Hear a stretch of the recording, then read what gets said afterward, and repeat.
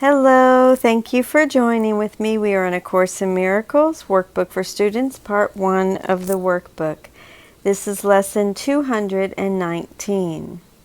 I am not a body, I am free, for I am still as God created me.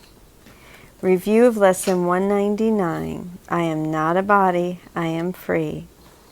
I am God's Son. Be still, my mind, and think a moment upon this, and then return to earth without confusion as to what my Father loves forever as His Son. I am not a body, I am free, for I am still as God created me.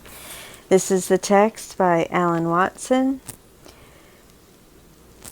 This is a review of Lesson 199. I am not a body, I am free. Well, we don't get much choice today. We've got to take another look at the fact that we are not bodies.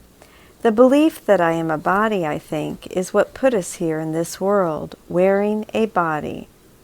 I may say I believe I'm not a body, and that I understand what I'm saying, but I'm still wearing a body.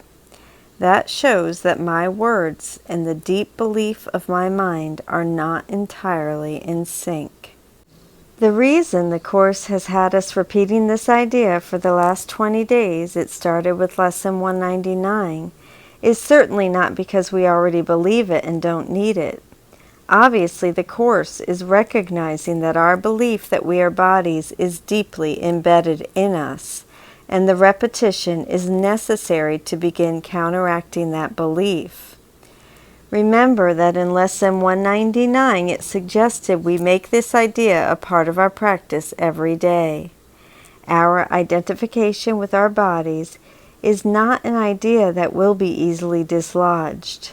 The juxtaposition of the words, I am not a body, with the words, I am free, is interesting. If I had written the Course, I would probably have said, I am not a body, I am spirit, or something like that. Why do you suppose Jesus put these two thoughts together? The body is an enslaving thing. All of us are slaves to our bodies. Think of how much time and energy of our so-called life in this world is devoted to the caring for the body.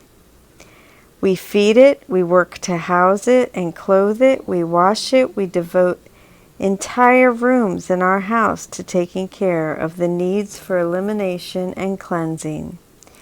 We buy all sorts of gadgets to groom it. Every week or so we clip our nails. We make appointments for haircuts. Look at the cookbook section in a bookstore sometime to get a feel for the thought and care that goes into just the feeding aspect. Look at our supermarkets, our clothing stores, shoe stores. Most stores in a mall have to do with caring for the body. Look at the expense we devote to health care and hospitals. What if I am not a body? What if this great focus of effort and attention is all misdirected? What if we are majoring in minors? What if the center of gravity in our lives begin to shift from caring for the body to caring for the spirit? What would my life and your life be like if that happened? What if I were as consistent in seeking holy instants as I am in feeding my face? What if I began stopping several times a day to feed my spirit just as regularly as I do to eat or go to the bathroom? We find it so easy to say to a friend, care for a cup of coffee? What if it were just as easy to say, care to spend a few minutes in meditation with me?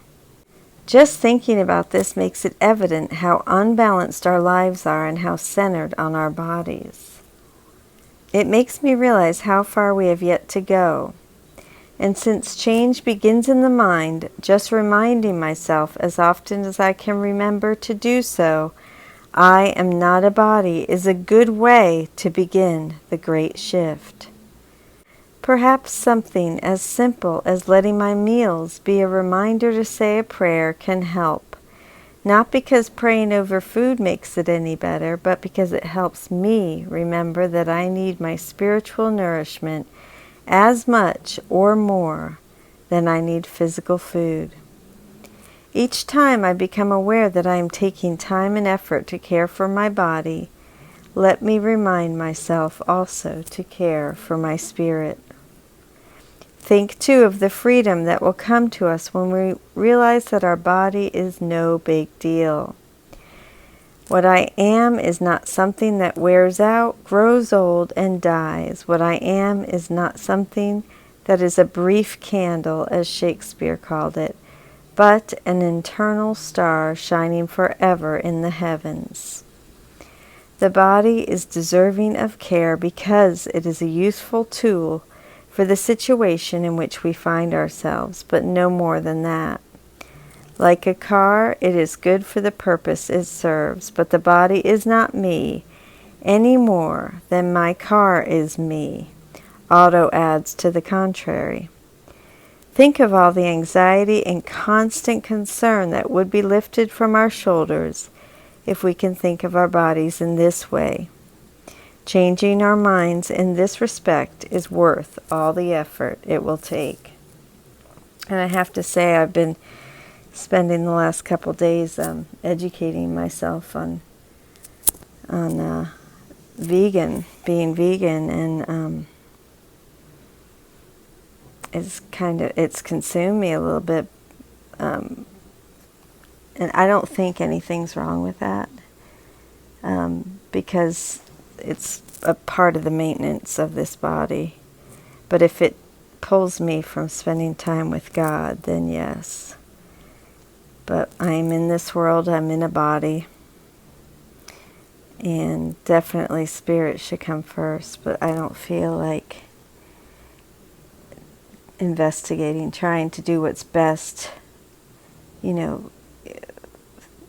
through spirit, even in eating, is wrong. Anyhow, I found it interesting that I spent several days trying to educate myself. I saw a terrible video about the cruelty and the way we treat animals, and then it got into the health aspect of how eating plant-based living, how plant-based eating is so much healthier for you. Anyhow, so Lesson 219, I am not a body, I am free, for I am still as God created me. Review of Lesson 199, I am not a body, I am free. Please meditate with me. Thank you. I love you.